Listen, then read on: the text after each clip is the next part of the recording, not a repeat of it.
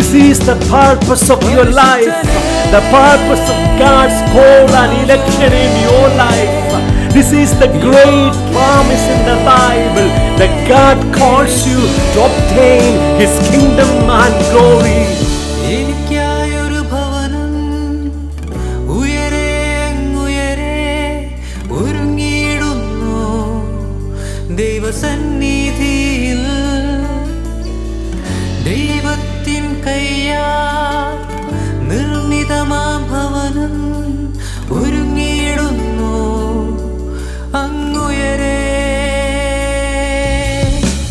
എനിക്കായൊരു ഭവനം ഉയരെ അങ്ങുയരെ ഒരുങ്ങിയിടുന്നു ദൈവസന്നിധിയിൽ. ദൈവത്തിൻ കയ്യാൽ നിർമ്മിതമാം ഭവനം ഒരുങ്ങിയിടുന്നു അങ്ങുയരെ. പതിനായിരങ്ങളിൽ സുന്ദരനെ ഞാൻ കാണുമേ, തേജോമയനാമൻ പിതാവിനെ ഞാൻ കാണുമേ. പതിനായിരങ്ങളിൽ സുന്ദരനെ ഞാൻ കാണുമേ, തേജോമയനാമൻ പിതാവിനെ ഞാൻ കാണുമേ.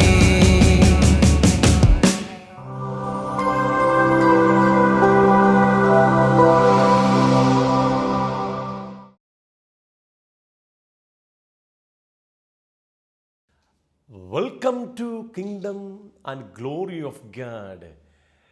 ദൈവരാജ്യത്തിലേക്കും അവൻ്റെ തേജസ്സിങ്കിലേക്കും എൻ്റെ എല്ലാ മാന്യ പ്രേക്ഷകർക്കും ഹാർദവമായ സ്വാഗതം. ദൈവം നമ്മെ സൃഷ്ടിച്ചിരിക്കുന്നത് അവൻ്റെ രാജ്യവും തേജസ്സും പ്രാപിക്കുവാൻ വേണ്ടിയാണ്. ദൈവരാജ്യമെന്നാൽ അർത്ഥമെന്താണ്? ദ ഗവൺമെൻറ് ഓഫ് ഗാഡ്, ദൈവത്തിൻ്റെ ഭരണം എന്നർത്ഥം. ദൈവരാജ്യത്തിൻ്റെ വ്യത്യസ്തമായ പ്രത്യക്ഷതകളെക്കുറിച്ച് വിശുദ്ധ വേദപുസ്തകം നമ്മെ പഠിപ്പിക്കുകയാണ്. ഒന്നാമതായി, ദൈവത്തിൻ്റെ രാജ്യം ഒരു വ്യക്തിയിൽ ആരംഭിക്കുന്നു. ഒരുവൻ തൻ്റെ സ്വയത്തിൻ്റെ ഭരണത്തെ നിഷേധിച്ച് യേശുക്രിസ്തുവിൻ്റെ കർത്തൃത്വത്തെ അംഗീകരിച്ച് ദൈവത്തിൻ്റെ ഭരണത്തിങ്കിലേക്ക് മടങ്ങി വരുമ്പോൾ അവൻ ദൈവരാജ്യത്തിലായി, ദൈവരാജ്യം അവനിലുമായി. ഇപ്പോൾ അവൻ തന്നെ ദൈവത്തിൻ്റെ രാജ്യമാണ്. രണ്ടാമതായി, യേശുക്രിസ്തു ഈ ഭൂമിയിലേക്ക് മടങ്ങി വരുമ്പോൾ ഇന്ന് ഭൂമിയിലുള്ള എല്ലാ ഭരണങ്ങൾക്കും അധികാരങ്ങൾക്കും ശക്തികൾക്കും വാഴ്ചകൾക്കും കർത്തൃത്വങ്ങൾക്കും നീക്കം വരുത്തിയിട്ട് രാജ്യം, അതായത് ഭൂമിയുടെ ഭരണം, പിതാവാം ദൈവത്തെ തിരികെ ഏൽപ്പിച്ച് ഈ ഭൂമിയുടെ മുഖച്ഛായ തന്നെ മാറ്റി ഇതിനെ നവീകരിച്ച് 1000 വർഷത്തേക്ക് തൻ്റെ ഭരണം ഭൂമിയിൽ ആരംഭിക്കുമ്പോൾ ദൈവരാജ്യം ആക്ഷരികമായി ഈ ഭൂമിയിൽ പ്രത്യക്ഷമാകും. തൻ്റെ 1000 വർഷത്തെ ഭരണത്തിന് ശേഷം വർത്തമാനകാല ആകാശത്തെയും ഭൂമിയെയും നീക്കം ചെയ്ത് ഒരു പുതിയ ഭൂമിയും ആകാശവും സൃഷ്ടിച്ച് ദൈവം താൻ ശില്പിയായി നിർമ്മിച്ചതും സ്ഥിരവുമായിരിക്കുന്ന പുതിയ ജെറുസലേം എന്ന വിശുദ്ധ നഗരം സ്ഥാപിച്ച് ദൈവവും മനുഷ്യരും ഒരുമിച്ച് വാസം ആരംഭിക്കുമ്പോൾ നിത്യരാജ്യം സമ്പൂർണമായി പ്രത്യക്ഷമാകും. ദൈവം നമ്മെ സൃഷ്ടിച്ചിരിക്കുന്നത് അവൻ്റെ തേജസ്സും പ്രാപിക്കുവാൻ വേണ്ടിയാണ്. ദൈവ തേജസ് എന്നാൽ അർത്ഥമെന്താണ്? വിശുദ്ധ വേദപുസ്തക ചരിത്രത്തിൽ ഒരു മനുഷ്യൻ്റെ ഇന്ദ്രിയങ്ങൾക്ക് പ്രാപ്യമായ അളവിൽ ദൈവം തന്നെ വെളിപ്പെടുത്തിയപ്പോൾ ആ ദൈവീക പ്രത്യക്ഷതയ്ക്ക് പറഞ്ഞിരുന്ന പേരാണ് ദൈവ തേജസ്. ദർശനീയവും സ്പർശനീയവും ശ്രവണീയവുമായ ദൈവ സാന്നിധ്യമാണ് ദൈവ തേജസ്. The glory of God means the visible, tangible and the audible presence of God. ദൈവജീവൻ്റെ സമ്പൂർണമായ പ്രകടീകരണമാണ് അവൻ്റെ തേജസ്. ദൈവത്തിൻ്റെ തേജസ് എന്ന് പറഞ്ഞാൽ ദൈവം തന്നെയാണ്. ഒരു ദൈവ പൈതലിൻ്റെ യഥാർത്ഥമായ അവകാശവും അനുഗ്രഹവും ഈ ഭൂമിയിലുള്ള യാതൊരു നന്മകളുമല്ല. സ്വർഗത്തിൽ ലഭിക്കുവാനിരിക്കുന്ന സവിശേഷമേറിയ പ്രതിഫലങ്ങളും പുതിയ ജെറുസലേമിൽ പ്രാപിക്കുവാൻ പോകുന്ന മനോഹരമേറിയ പാർപ്പിടങ്ങളും അവൻ്റെ യഥാർത്ഥമായ അവകാശമോ അനുഗ്രഹമോ അല്ല. ഒരു ദൈവ പൈതലിൻ്റെ യഥാർത്ഥമായ അവകാശവും അനുഗ്രഹവും സ്വർഗത്തിലെ പിതാവാം ദൈവമാണ്, അവൻ്റെ തേജസ്സാണ്. വിശുദ്ധ വേദപുസ്തകത്തിലെ മറ്റെല്ലാ ഉപദേശങ്ങളും വെളിപ്പെടുത്തിയിരിക്കുന്നത് ദൈവരാജ്യത്തിൻ്റെയും ദൈവ തേജസ്സിൻ്റെയും വെളിപാടുകളെ അടിസ്ഥാനമാക്കിയാണ്. വീണ്ടും നിങ്ങൾക്കെല്ലാവർക്കും ദൈവരാജ്യത്തിലേക്കും അവൻ്റെ തേജസ്സിങ്കിലേക്കും ഹാർദവമായ സ്വാഗതം. കഴിഞ്ഞ 86 എപ്പിസോഡുകളിലായി നാം പഠിച്ചുകൊണ്ടിരിക്കുന്നത് the importance of the word of God, ദൈവവചനത്തിൻ്റെ പ്രാധാന്യം എന്ന വിഷയത്തെക്കുറിച്ചാണ്.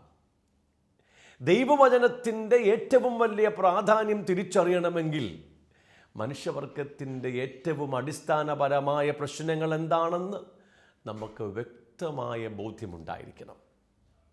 മനുഷ്യൻ ദൈവത്തിൻ്റെ നിയമങ്ങൾ ലംഘിച്ച് അവനെതിരെ പാപം ചെയ്ത് പാപത്തിൻ്റെ ശിക്ഷയായ നിത്യമരണത്തിന് വിധിക്കപ്പെട്ടിരിക്കുകയാണ്.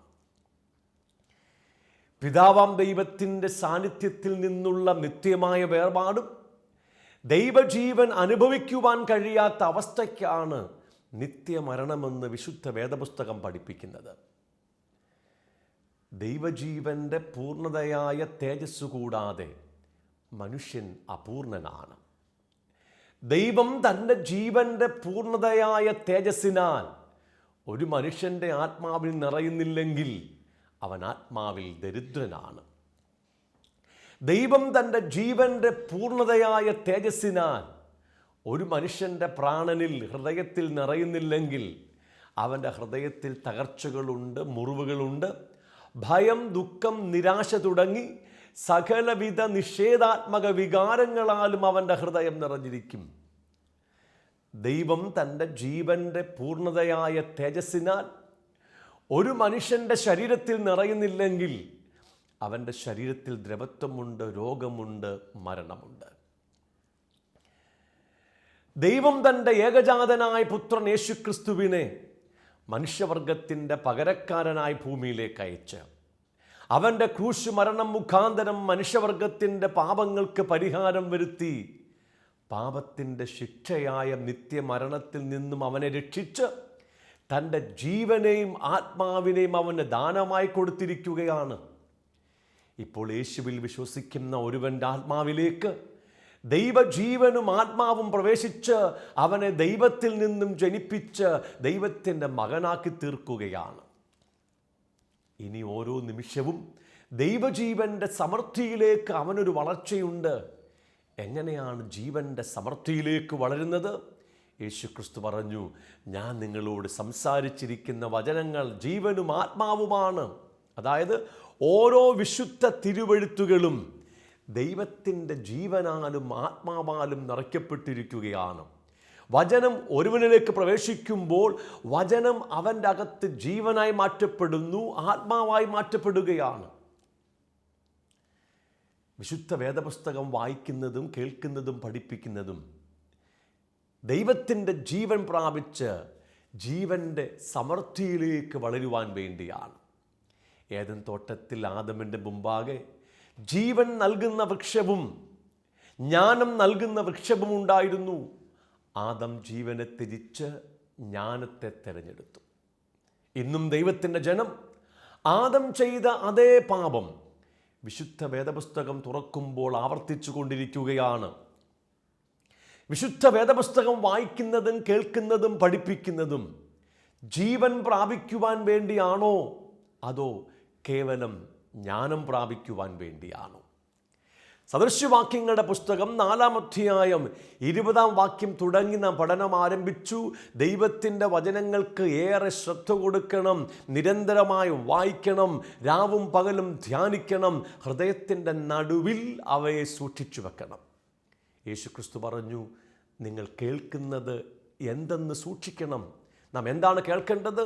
ജീവൻ്റെ സമൃദ്ധിയിലേക്ക്, ആത്മീക അഭിവൃദ്ധിയിലേക്ക് നമ്മെ വളർത്തിയെടുക്കുന്ന, ക്രിസ്തു എന്ന തലയോളം സകലത്തിലും വളരുവാൻ നമ്മെ സഹായിക്കുന്ന, തികഞ്ഞ പുരുഷത്വത്തിലേക്ക് നമ്മെ വളർത്തിയെടുക്കുന്ന, ക്രിസ്തുവിൻ്റെ സമ്പൂർണതയായ പ്രായത്തിൻ്റെ അളവ് പ്രാപിക്കുമ്പോളം വളരുവാൻ സഹായിക്കുന്ന, ദൈവത്തിൻ്റെ എല്ലാ നിറവോളം നിറഞ്ഞു വരുവാൻ നമ്മെ സഹായിക്കുന്ന, മനസ്സ് പുതുക്കി രൂപാന്തരപ്പെടുവാൻ സഹായിക്കുന്ന, സ്വയത്തെ ത്യജിച്ച് താൻ്റെ ക്രൂശെടുത്ത് സമ്പൂർണ്ണ സമർപ്പണത്തിൽ യേശുവിനെ അനുഗമിക്കുവാൻ നമ്മെ സഹായിക്കുന്ന, ആത്മദേഹി ദേഹത്തിൻ്റെ സമ്പൂർണ്ണ വിശുദ്ധീകരണം സാധ്യമാക്കുന്ന, പാപത്തിൻ്റെ മീതെ, ജഡത്തിൻ്റെയും ലോകത്തിൻ്റെയും മോഹങ്ങളുടെ മീതെ, പിശാചിൻ്റെ സകല തന്ത്രങ്ങളുടെയും പരീക്ഷകളുടെയും മീതെ ജയാളികളാക്കി തീർത്ത് യേശുക്രിസ്തുവിൻ്റെ സ്വരൂപത്തോട്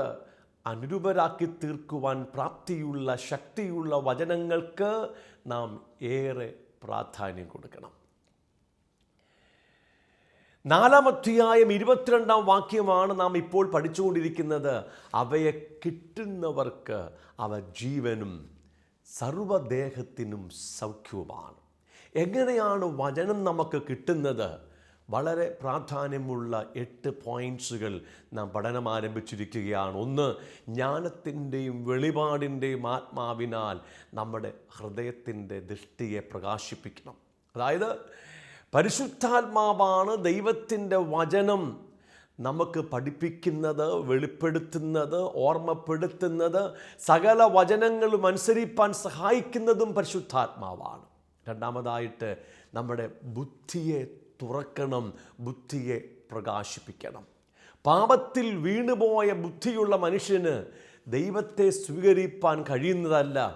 പിശാച് അവൻ്റെ മനസ്സിനെ കുരുടാക്കി വച്ചിരിക്കുകയാണ്.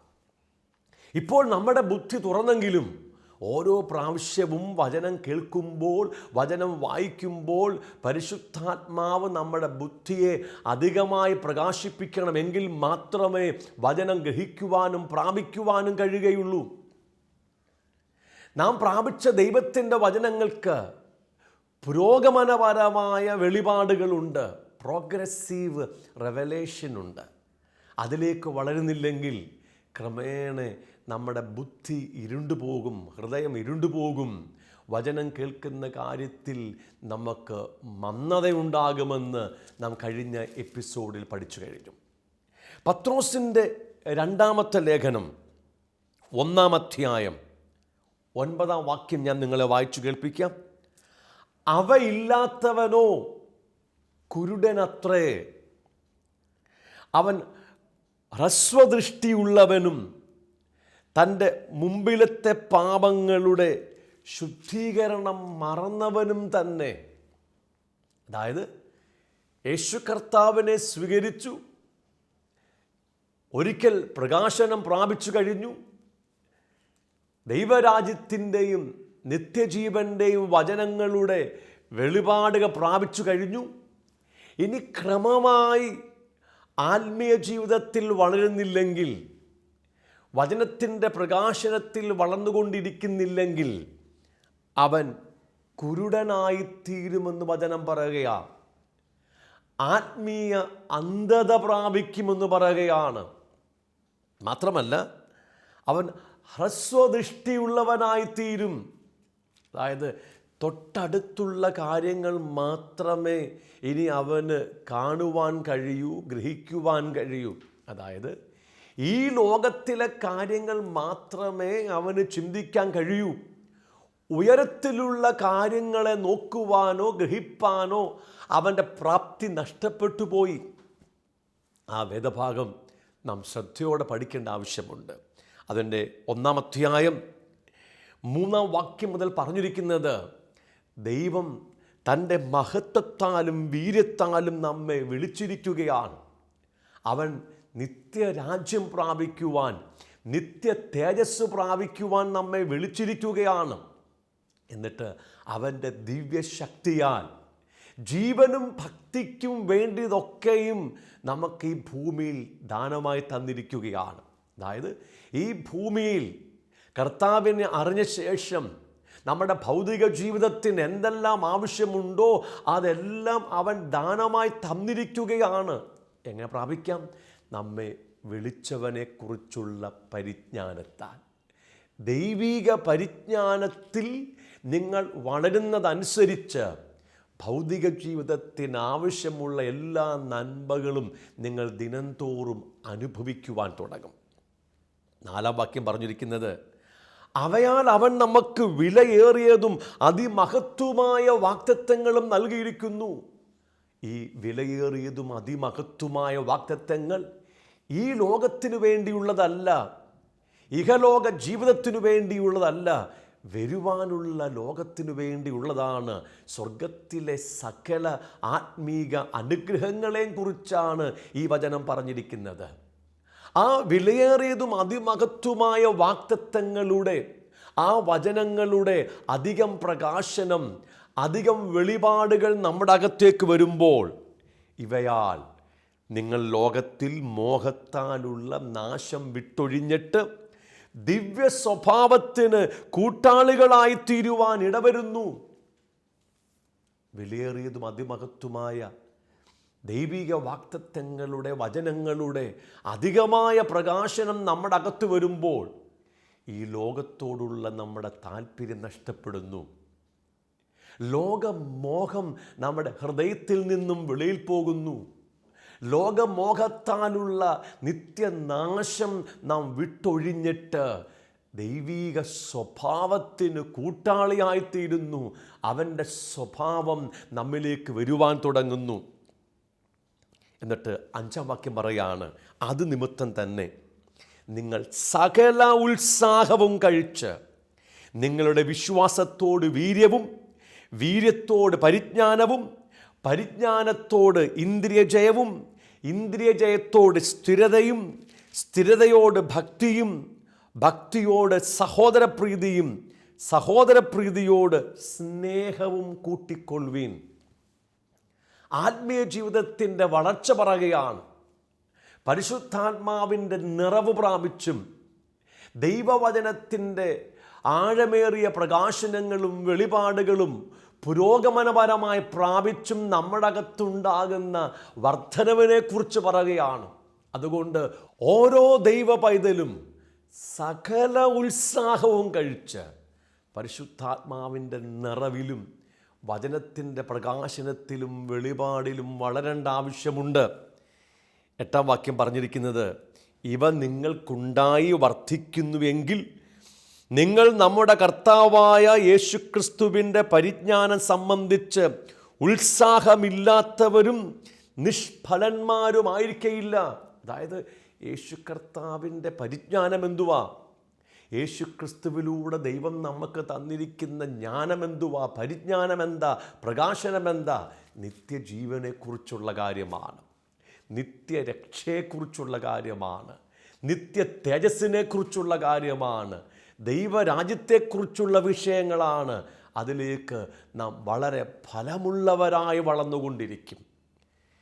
അവയില്ലാത്തവനോ, ഈ വളർച്ചയില്ലാത്തവനോ, ഈ ഉത്സാഹം കഴിക്കാത്തവനോ, ആത്മനിറവിലും വചനത്തിൻ്റെ പ്രകാശനത്തിലും വെളിപാടുകളിലും ക്രമമായി വളരാത്തവനെക്കുറിച്ച് പറയുകയാണ്, കുരുടനത്രേ.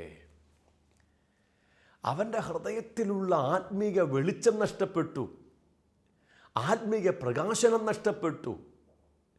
നാം കഴിഞ്ഞ എപ്പിസോഡിൽ പഠിച്ചത്, കേട്ട വചനം അധികം ശ്രദ്ധയോടെ ഹൃദയത്തിൽ സൂക്ഷിക്കാഞ്ഞതുകൊണ്ട് വചനം വിട്ട് അവൻ ഒഴുകിപ്പോകാൻ തുടങ്ങി. ദൈവത്തിൻ്റെ സന്ദേശം വിട്ട് ഒഴുകിപ്പോകാൻ തുടങ്ങി. അവൻ ക്രമേണ കേൾക്കുന്ന കാര്യത്തിൽ മന്ദതയുള്ളവനായി തീർന്നു. ഇപ്പോൾ മന്ദത മാത്രമല്ല, ആത്മീക അന്ധകാരം അവൻ്റെ ഹൃദയത്തിലും മനസ്സിലും നിറഞ്ഞു. മാത്രമല്ല, അവൻ ഹ്രസ്വദൃഷ്ടിയുള്ളവനായി തീർന്നു. എന്താ ഹ്രസ്വദൃഷ്ടി? തൊട്ടടുത്ത കാര്യങ്ങൾ മാത്രമേ കാണുവാൻ കഴിയുകയുള്ളൂ. ഇപ്പോൾ അവൻ്റെ ശ്രദ്ധ മുഴുവനും ഭൂമിയിലെ കാര്യങ്ങളാണ്, ഭൗതിക അനുഗ്രഹമാണ്. പ്രോസ്പെറിറ്റിയാണ് അവൻ്റെ വിഷയം. വലിയ വീടും കാറും ബംഗ്ലാവും ഭൗതിക സുഖ സൗകര്യങ്ങളുമാണ് അവൻ്റെ പ്രാർത്ഥനാ വിഷയം, അവൻ്റെ പ്രസംഗ വിഷയം, അവൻ്റെ പ്രവചനത്തിൻ്റെ ആധാരം. ദൈവം അവനെ വിളിച്ചത് നിത്യരാജ്യം പ്രാപിക്കാൻ വേണ്ടിയാണ്, നിത്യ തേജസ് പ്രാപിക്കാൻ വേണ്ടിയാണ്, സ്വർഗത്തിലെ സകല ആത്മീക അനുഗ്രഹങ്ങളും പ്രാപിക്കാൻ വേണ്ടിയാണ്. ആ പ്രകാശനത്തിൽ ക്രമമായി വളർന്നില്ല. അതുകൊണ്ട് അവൻ ആത്മീയ അന്ധത പിടിപെട്ടു. അവൻ്റെ മനസ്സ് കുരുടായിപ്പോയി, ബുദ്ധിയും ഹൃദയവും ഇരുണ്ടുപോയി. അവൻ ഹ്രസ്വദൃഷ്ടിയുള്ളവനായി തീർന്നു. മാത്രമല്ല, മുൻകഴിഞ്ഞ പാപങ്ങളുടെ ശുദ്ധീകരണം പോലും മറന്നുപോയി. യേശുക്രിസ്തുവിൻ്റെ രക്തത്താൽ അവൻ്റെ പാപങ്ങൾക്ക് മോചനം വന്ന് അവൻ ദൈവനീതി പ്രാപിച്ച് നീതീകരിക്കപ്പെട്ട് ദൈവത്തിൻ്റെ നീതിമാനായി തീർന്നു എന്ന സത്യസുവിശേഷത്തിൻ്റെ പ്രകാശനം പോലും അവന് നഷ്ടപ്പെട്ട അവസ്ഥയിലെത്തിക്കഴിഞ്ഞു. പ്രിയമുള്ളവരെ, ദൈവം നമുക്ക് തൻ്റെ വചനം തന്നിരിക്കുകയാണ്. അത് നിത്യജീവൻ്റെ വചനമാണ്, നിത്യരക്ഷയുടെയും നിത്യരാജ്യത്തിൻ്റെയും വചനമാണ്. ദൈവം തൻ്റെ പരിശുദ്ധാത്മാവിനെ തന്ന് ഓരോ നിമിഷവും നമ്മുടെ ഹൃദയദൃഷ്ടിയെ പ്രകാശിപ്പിച്ചുകൊണ്ടിരിക്കുന്നത് ഈ ആത്മീയ സത്യങ്ങളുടെ പ്രകാശനത്തിൽ നാം വളരുവാൻ വേണ്ടിയാണ്. ദൈവം തൻ്റെ ആത്മാവിനെ നിങ്ങളുടെ ഉള്ളിലാക്കിയിട്ടുണ്ട്.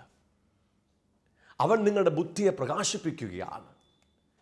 വചനത്തിൻ്റെ പ്രകാശനത്തിൽ വളരുവാൻ ദൈവത്തിൻ്റെ പരിശുദ്ധാത്മാവ് നിങ്ങളെ അധികമായി സഹായിക്കുമാറാകട്ടെ. ആ വേദഭാഗം പറഞ്ഞ് അവസാനിപ്പിക്കുന്നത്, അതുകൊണ്ട് സഹോദരന്മാരെ, നിങ്ങളുടെ വിളിയും തെരഞ്ഞെടുപ്പും ഉറപ്പാക്കുവാൻ അധികം ശ്രമിപ്പീനെന്നാണ്. എന്താണ് വിളിയും തെരഞ്ഞെടുപ്പും? ഇങ്ങനെ ചെയ്താൽ നിങ്ങൾ ഒരു നാളും ഇടറിപ്പോകാതെ നമ്മുടെ കർത്താവും രക്ഷിതാവുമായ യേശുക്രിസ്തുവിൻ്റെ നിത്യരാജ്യത്തിലേക്കുള്ള പ്രവേശനം ധാരാളമായി പ്രാപിക്കും. നിത്യരാജ്യത്തിലേക്ക് പ്രവേശിക്കാനാണ് ദൈവം നമ്മെ വിളിച്ച് തിരഞ്ഞെടുത്തിരിക്കുന്നത്. ഈ വചനത്തിൻ്റെ പ്രകാശനത്തിൽ വളരുവാൻ ദൈവം നിങ്ങളെ അധികമായി സഹായിക്കുമാറാകട്ടെ. കിങ്ഡം ആൻഡ് ഗ്ലോറി മിനിസ്ട്രീസിൻ്റെ ആഫ്രിക്കൻ മിഷനിലേക്ക് എൻ്റെ എല്ലാ മാന്യ പ്രേക്ഷകർക്കും ഹാർദവമായ സ്വാഗതം.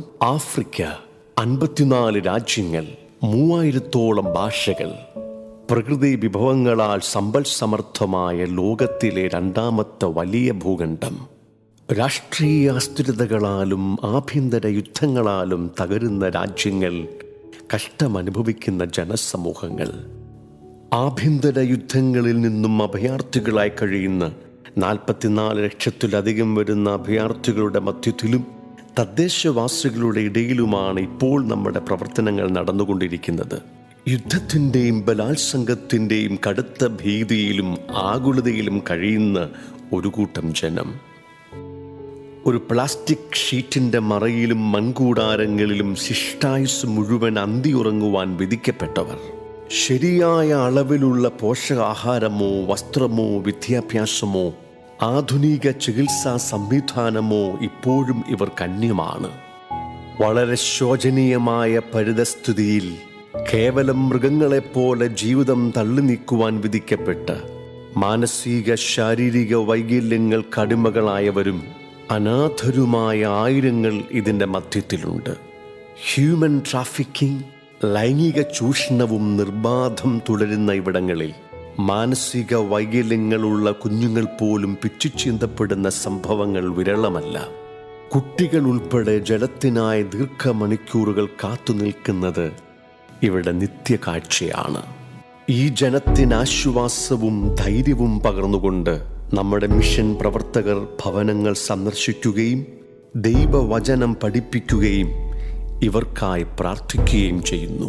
ഗ്രാമങ്ങളിൽ സുവിശേഷ വെളിച്ചമെത്തിക്കുവാൻ വില്ലേജ് ക്രൂസൈഡ് യൂണിറ്റ്, രക്ഷിക്കപ്പെടുന്നവരെ ക്രിസ്തുവിൽ വളർത്തുവാൻ ഗ്രാമീണ സഭകൾ, ആഫ്രിക്കയുടെ വിവിധ രാജ്യങ്ങളിലേക്ക് സുവിശേഷ ദൗത്യവുമായി മിഷണറിമാരെ അയക്കുവാനുള്ള ബൈബിൾ ട്രെയിനിങ് സെന്റർ, മാനസിക വൈകല്യങ്ങളുള്ള കുഞ്ഞുങ്ങളുടെ പുനരധിവാസത്തിനായി സ്പെഷ്യൽ സ്കൂൾ, സൗജന്യ വിദ്യാഭ്യാസം നൽകുന്നതിനായി പ്രൈമറി സ്കൂൾ, അനാഥരും സാധുക്കളുമായ കുഞ്ഞുങ്ങളുടെ ഉന്നമനത്തിനായി ചിൽഡ്രൻസ് വില്ലേജ് എന്നീ വ്യത്യസ്ത പ്രോജക്റ്റുകൾ നാം ആരംഭിച്ച് മുന്നേറിക്കൊണ്ടിരിക്കുന്നു. ഒരു ഗ്രാമത്തിൽ ഒരു പ്രൈമറി സ്കൂൾ, ഒരു കുഴൽക്കിണർ, പ്രാഥമിക ആരോഗ്യ കേന്ദ്രം, ഒരു ജില്ലയിൽ ഒരു special school, vocational training institute, കുഴൽക്കിണർ നിർമ്മാണ യൂണിറ്റ് എന്നീ പുതിയ പ്രോജക്റ്റുകൾ ആരംഭിക്കുവാനുള്ള ഉദ്യമത്തിലുമാണ്. നിങ്ങൾക്കും ഈ ദൗത്യത്തിൽ പങ്കാളിയായി തീരുവാൻ അവസരമുണ്ട്. Children's village, special school, primary school, Bible school ഇവിടെയുള്ള കുഞ്ഞുങ്ങളെ സ്പോൺസർ ചെയ്യാം.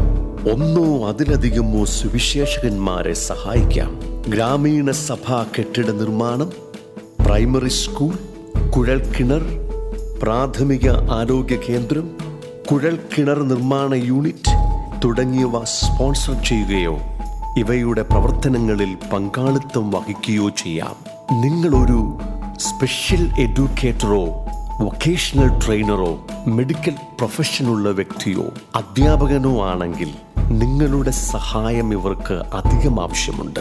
ഈ സ്ഥലങ്ങൾ സന്ദർശിക്കുവാനും ഇവിടങ്ങളിൽ ശുശ്രൂഷിക്കുവാനും നിങ്ങൾക്ക് അവസരമുണ്ട്. നിങ്ങൾക്ക് സ്വന്തമായ ഒരു ശുശ്രൂഷ ഇവിടെ ആരംഭിക്കുവാൻ ആഗ്രഹമുണ്ടെങ്കിൽ ആവശ്യമായ എല്ലാ നിയമസഹായങ്ങളും ഞങ്ങളുടെ NGO നൽകുന്നതായിരിക്കും. വാക്കുകൾക്കതീതമായ ദുരന്തമുഖത്ത് ജീവിക്കുന്ന നമ്മുടെ സഹജീവികളുടെ ഉന്നമനത്തിനും ആശ്വാസത്തിനുമായി നമുക്കൊരുമിച്ച് പ്രവർത്തിക്കാം.